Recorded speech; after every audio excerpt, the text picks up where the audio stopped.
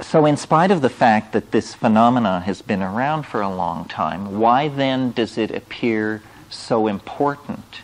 Well, it's because this small group-minded, sexually amorphous psychology, the psychology, not the model itself, is what we have to recover, I think, in order to survive. And I'm not so interested in talking about the odds of making it. It's just this is the only thing that will work.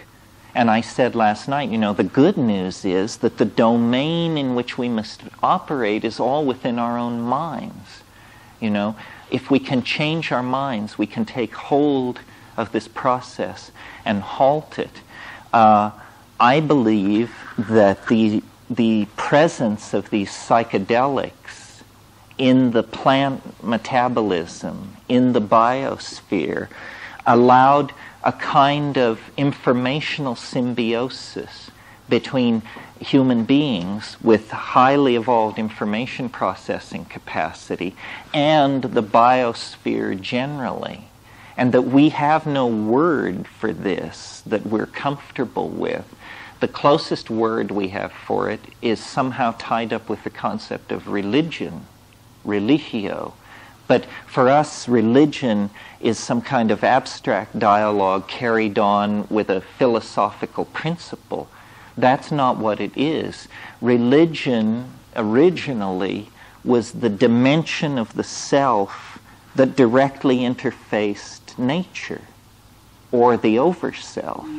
And this happened through the use of psychedelics. So the reason the weekend is called History Ends in Green, and what this whole Gaian awareness thing is, to my mind, is it's not an airy-fairy attempt to recast a new image for religious ontology.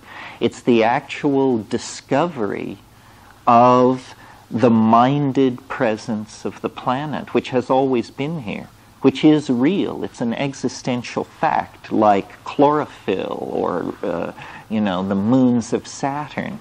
The planet has a biological mind of some sort.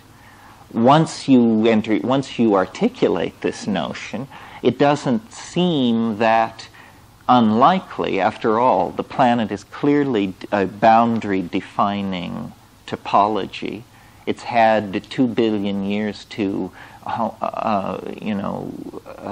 make itself metastable, undergo all kinds of autopoiesis.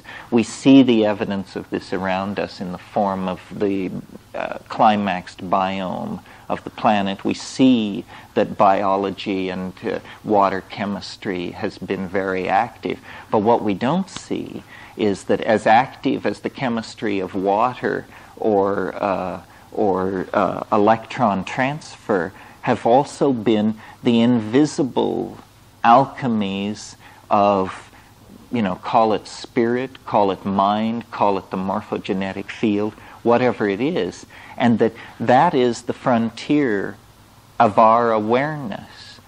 Every society in history has had the erroneous belief that it just required 6 more months and 5% more data, and then they would have a full picture of reality. But, the fact of the matter is, our society at its present state of sophistication, we have the only science we have that can be given any serious creditability at all is physics.